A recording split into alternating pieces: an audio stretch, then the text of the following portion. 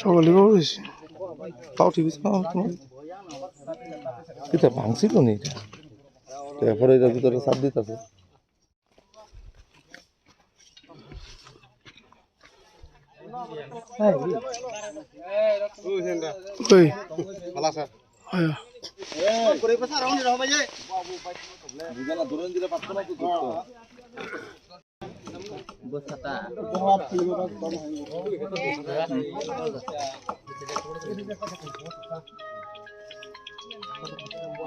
রানীপুর কপারটিলা এলাকার ডিএমপাড়া স্কুল সংলগ্ন রেল রাস্তার পাশে আমাদের কাছে একটা খবর আয়ে এখানে হাতি ফিরে রয়েছে। তারপর আমরা আইছি দেখলাম হাতিরা ফিরে রয়েছে, ঠিকই মারা গেছে। এটা ঘটনাটা তো আমরাও করতে পারি না, হয়তো সম্ভবত রাত্রে হয়েছে, কারণ আমরা সকালে খবর পাই আমরা আইছি দেখছি।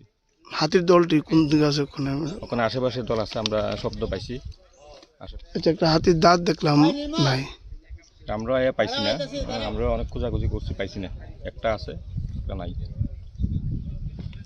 আপনার নাম? তপন শাহ, বিটিও বিষয় তেলিয়ামুড়া।